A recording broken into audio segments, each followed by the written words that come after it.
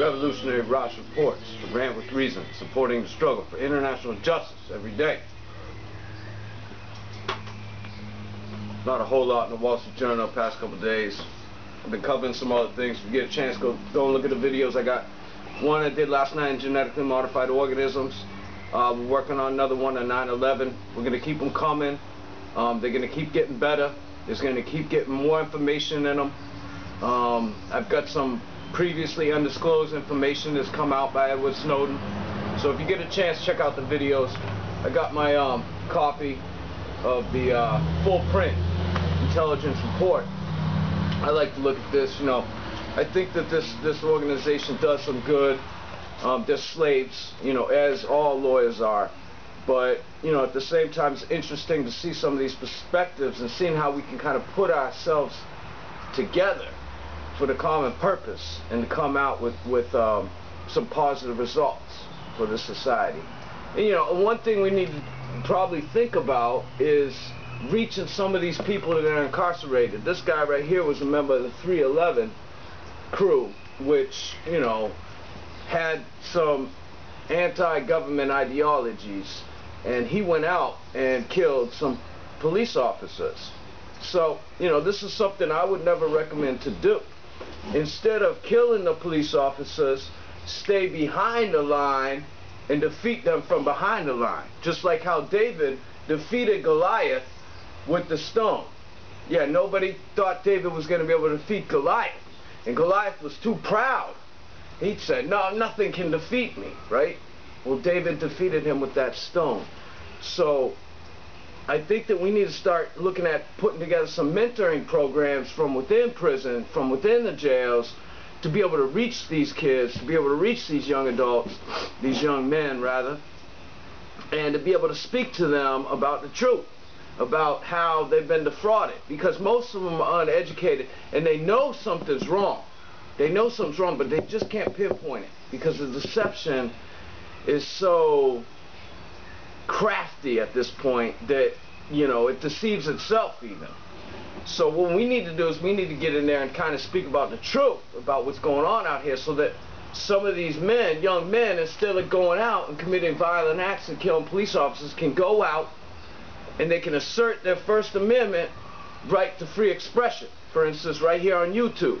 And they can talk about what's bothering them and what's going on and what kind of changes they would like to see, so they can become valued members in our society as well. Snooper searches for role and app age. So Snooper and FaceCrook are going down. Okay? Right now they want to try to channel everything to the mobile era, because they know that's where most of the people are using right now, their mobile phones. Most of the reason is because it's all they can afford. And a lot of them have been given those phones for little to no cost in order to entice them to go out and give their information. Not necessarily with consent, because in my view, in order to have consent, that person has to knowingly understand what they're doing. But if they don't understand that all their searches, everything they do on that smartphone is being recorded by the company that they're using, Snoople, FaceCrook, Shitter, Stumbler, Stinkton, all these companies taking your information and then producing a carbon copy that they're mandated to do for the Internet Surveillance Agency, the NSA, that gets stored in Colorado, and the rest of the information gets sold off to all these little rats all over the place. So, you know, but they're saying right now they really want to change up their business model and focus on apps, because right now they're losing relevance, which is a big deal. You know, they have to keep you hooked. The minute you lose hook is the minute you see what's going on, and you never get hooked again. So with FaceCrook, like, they bought out what crap for $19 billion. Now you have to think about that. $19 billion. There's something else to this, right? FaceCrook wasn't worth $19 billion until a couple of years ago. This doesn't make any sense. Well, because they realized this is a trusted enterprise. People are freely giving their information, not here but around the world. Well, FaceCrook is losing views because the teenagers understand. It's not just their parents, it's not just their uncles, their aunts, or whatever that's seeing their profile. It's the sexual predator Bill Clinton, you know, that's looking at those women and thinking about making his next move. So these young girls are starting to waken up to the reality, because they don't want to get raped like the girl in India and have a rod stuck in them so far that it kills them.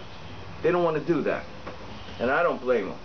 You know, you got people like this, the woman that, excuse me, this isn't the woman, boy oh boy.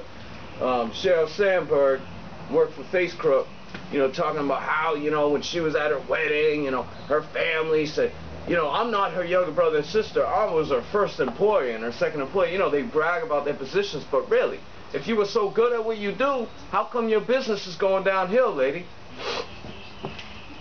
You know, for instance, in Turkey, the prime minister is cutting them out. He says, we will not leave this nation at the mercy of YouTube and Facebook. That's what the prime minister says. So, you know, you had this real push, because remember, DARPA was behind it, the funding, the research and development, and you had this real push to get the whole world hooked on Facebook. You know, they shut down MySpace. It was real cool, wasn't it, for a little while, MySpace? Then it became real uncool, and everybody jumped up Facebook. See, Facebook knew how to position themselves perfectly. Go for the college kids, because if you get the college kids in, the high schools always want to join, right? And, you know, as soon as the high schoolers join, you know, all the kids want to join too. The younger kids in middle school, yeah. And then, of course, you get the adults, which, you know, just fall into place. So, you know, they understood the positioning. They understood how to get the rest of the world involved in this spy network, but it didn't fall through. It didn't pull through for them. So this person right here thinks we got to put military pressure on Russia. And he's not alone, because I understand the talk out there. He said that, you know, NATO left the door open for future deployments if frontline allies were threatened in 1997 with the NATO-Russia Founding Act. He says NATO's got the right now to go in and set up nuclear forces on frontline member states. He says, you know, we can still take money from the Russian oligarchs, you know, isolate Russia and all these other things, but at the same time, military intervention is what needed. It should be defensively oriented. Of course, it's always defensively oriented, isn't it? To protect major bases in those countries with anti-air, anti-arm, and anti-ship weapons. So it's always anti-this, anti-that, but it's really the opportunity to go in and surround Russia, which has always been the goal, which has always been the goal since World War II, since after World War II. It would still be possible to exact a heavy toll on Russia in blood and treasure through a protracted, irregular war. You know, this blows my mind away, because here you have a country that's right next to Russia, the largest country in the world, land-wise, and it's bordering Russia, and most of the population has close connections with Russians. The Russian is in their blood, so to speak.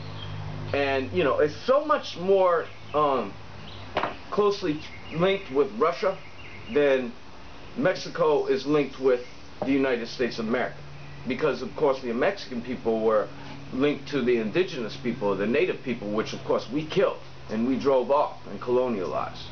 So you have a region that's so linked with Russia, and Russia wants that region to work with them naturally, and it would make sense. But there's all this talk about how Russia is breaking international laws, but they haven't done anything. There's no proof. There was certain soldiers that were in Crimea, they didn't have Russian badges on, but even if they did have Russian badges, even if they were obviously Russian soldiers, that's just no reason to go in there. You have to find out, why is Kiev